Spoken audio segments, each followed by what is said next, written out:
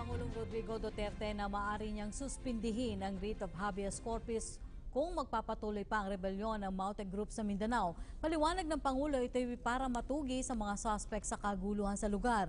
Subalit paglilinaw naman ng Chief Executive, hindi hahantong ang pagsuspinde ng writ of habeas corpus sa martial law. May report si Waywaya Makalma. Ang Pangulong Rodrigo Duterte na kapag nagpatuloy ang gulo o lawlessness sa Mindanao ay posibleng suspindihin niya ang writ of habeas corpus. Inihayag ito ng Pangulo sa isang pagtitipon sa Davao City. Ito anya upang mahuli niya ang mga responsable sa mga gulo na nangyayari sa Mindanao. No, ngayon, I will try to connect because there is a rebellion. Ang Maute, grabe ang bakbakan dito, baka akala ninyo. There's a rebellion. There's a rebellion being waged now in Mindanao. At kung magkalat itong still lawlessness, I might be forced to, ayaw ko. Warning ko lang sa kanila yan. Ayaw ko. Kasi hindi maganda. But if you force my hand into it, I will declare the suspension of the writ of habeas corpus.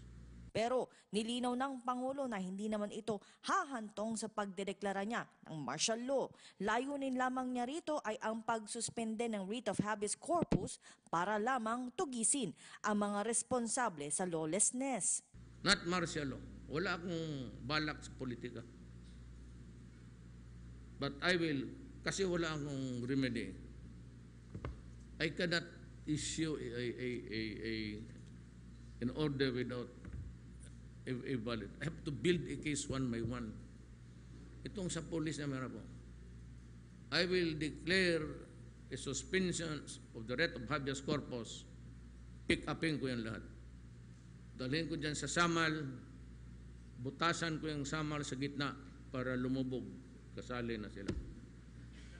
Mamili sila. Totoo.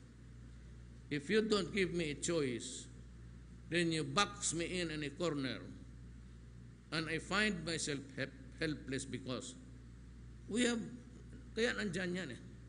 Those are really provisions intended to protect the Republic of the Philippines. I can be ordered by the Supreme Court, stop it, but there are things that they cannot. And maybe I will not stop. Kaya bahala, sabihin ko na muna, tapusin ko to, tapos I can go to jail. File all the charges that you can think of. But this country, in my time, will not deteriorate any further. At kung sakali magdating na yung mga tulong na ang writ of habeas corpus ay nagbibigay ng isang tao ng karapatan na tanungin o sa hukuman ng anumang pagkakataon na lalabag sa batas na pagpigil. Sa ilalim ng 1987 Constitution, ang presidente ay maaaring suspendihin ang pribilehyo ng writ of habeas corpus lamang sa mga kaso ng pananalakay o paghihimagsik, oras na kakailanganin na magkaroon ng maayos at ligtas na bansa. Matatandaan na idineklara ng Pangulo ang state of lawless violence matapos ang pagpapasabog sa Davao Night Market noong Setyembre na ikinamatay naman ng higit 10 katao. Itinuturong nasa likod ng pagpapasabog ay ang grupong Maute. Kaagad naman nahuli ng militar ang 4 na miyembro nito at may isang sumuko kamakailan na nasa likod ng pagpapasabog.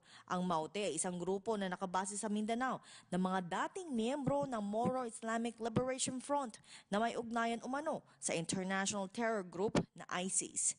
Para sa PTV News, ako si Waywaya Makalma, Davao City.